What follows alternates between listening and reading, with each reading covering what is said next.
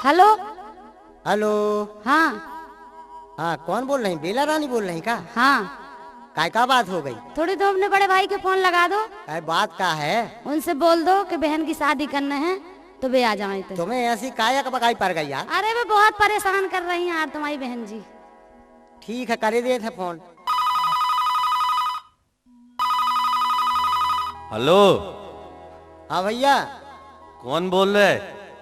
अरे हम पटना से बोल रहे हैं भैया, का बताएं, बड़ी परेशानी वाली बात है। क्या होगा?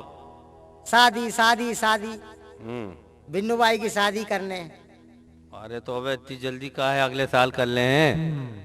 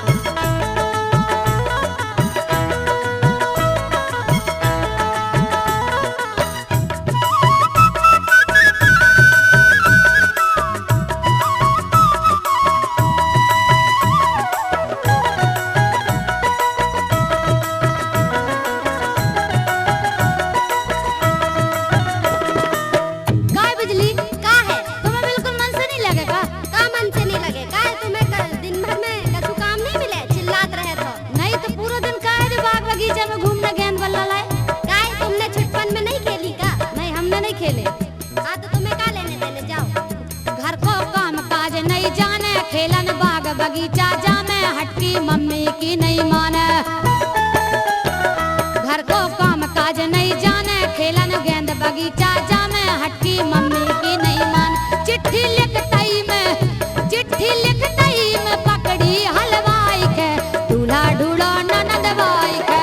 पिया कर दो मोबाइल बड़े भाई के, दूल्हा ढूंढो ननद बाई के। हाँ पिया कर दो मोबाइल बड़े भाई के, दूल्हा ढूंढो ननद बाई के।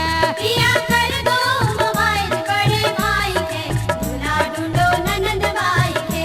पिया कर दो मोबाइल बड़े भाई के, दूल्हा ढूंढो ननद बाई के।